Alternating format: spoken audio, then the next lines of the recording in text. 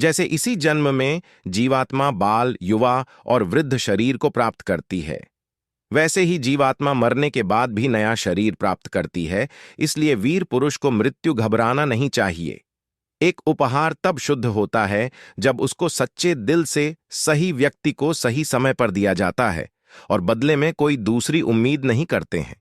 कड़े संघर्ष के बाद प्राप्त होने वाला सुख जिसने आपके दुखों का अंत किया है, ऐसे संघर्ष का पहला कदम आपको कड़वे जहर के समान लगता है और अंत में आपको अमृत की प्राप्ति होती है। इस तरह का सुख केवल मन की शांति से प्राप्त हो सकता है। एक उपहार तब शुद्ध होता है जब उसको सच्चे दिल से सही व्यक्ति को सही समय पर दिया जाता है और बदले में कोई दूसरी उम्मीद नहीं करते हैं।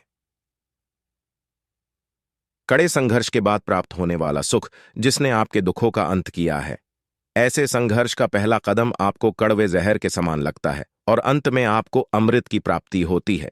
इस तरह का सुख केवल मन की शांति से प्राप्त हो सकता है। इस धरती पर आने के बाद आपका मुख्य उद्देश्य यहां से मुक्त होना है। केवल वहीं मनुष्य मुक्त हो सकता है जो अपने कर्मों में दृढ़ संकल्प के साथ स्थिर है और सुख दुख को समान रूप से सहन करता है। जो मनुष्य अपनी आत्मा की बात सुन सकता है वह मुझसे बात कर सकता है और देख भी सकता है। अपने सभी कर्मों को कृष्ण पर केंद्रित होकर करो।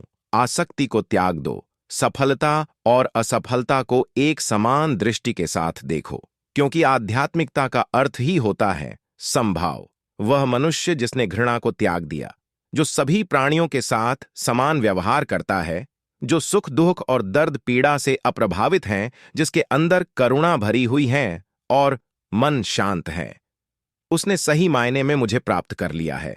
यही वह मनुष्य है जिसको मैं सबसे अधिक पसंद करता हूं।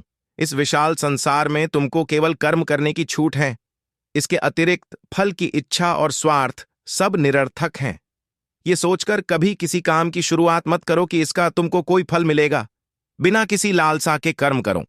जो आदमी मुझे हर चीज में देखता है और मेरे होने के एहसास को अनुभव करता है, वह मेरा सच्चा भक्त है। ऐसे भक्तों से मुझे प्रेम है। इंद्रियों का काम ही है भटकना। जब कोई मनुष्य अपना मन उनके पीछे छोड़ देता है तो समझ लीजिए कि उसने छेद वाली नाव में सवारी शुरू कर दी है जिसका डूबना तय है। ऐसा कोई नहीं है जिसका सदियों से अस्तित्व है और ना ही ऐसा कोई है जिसका सदियों बाद अस्तित्व रहेगा। यहां कुछ स्थायी नहीं है। वह सभी चमकदार वस्तुओं में प्रकाश के स्रोत के रूप में स्थित हैं। वह सभी प्रकार के अंधकार से परे और अव्यक्त हैं।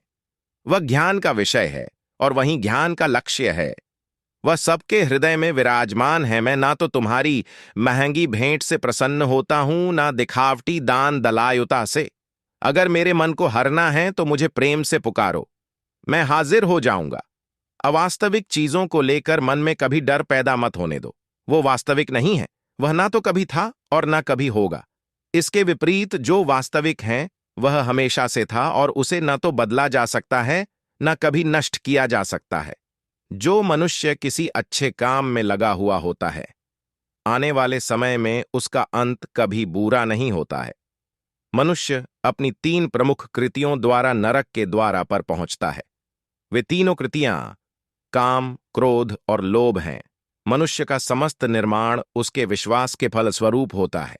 जैसा वह सोचता है उसी के अनुरूप वह बनता है। परिवर्तन इस संसार का नियम है। एक नजर में तुम असीम संपत्ति के मालिक बन सकते हो, दूसरी नजर में तुम दरिद्र बन सकते हो। परिवर्तन इस संसार का नियम है। एक नजर में तुम असीम संपत्ति के मालिक बन सकते हो, दूसरी नजर में तुम दरिद्र बन सकते हो। अनमोल सार का वीडियो देखने के लिए धन्यवाद। आपका दिन शुभ हो। Please subscribe. जय श्री कृष्ण।